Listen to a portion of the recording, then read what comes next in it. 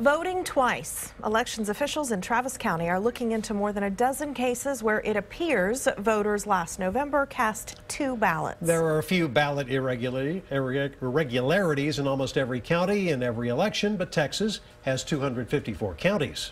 You multiply that by a couple hundred counties and you multiply that by 50 states, it adds up to a pretty significant number. The new chair of the Texas GOP told us that's why he's supporting the president's advisory commission on election integrity. KXAN's Phil Prazin asked Travis County election officials to explain what happened here last fall. Travis County tax assessor and voter registrar Bruce Elfant runs a computer analysis after every election.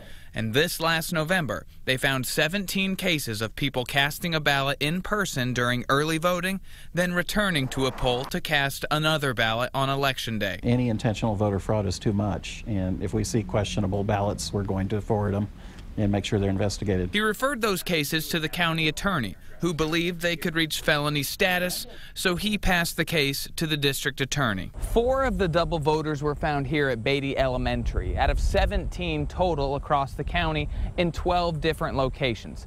For perspective, 477,000 people voted in Travis County. Elfant tells me all of the double voters were people over 50 years old. Many of them were over 60. It's now up to prosecutors to decide whether to bring a case. That's up to them, and if they find people voted intentionally twice, then they should be prosecuted and convicted. For it to be a felony, they must have voted twice on purpose. The DA's office told me they don't comment on active investigations, but if any of these end in conviction, the elections office would have to work with prosecutors to strike the votes from the official results. Phil Prazin, KXAN News.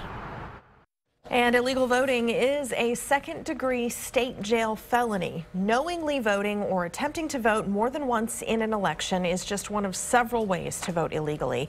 It also covers voting or attempting to vote when you're not eligible, when you're impersonating someone, or marking someone's ballot without their consent. Dallas County has opened a criminal investigation into potential voter fraud.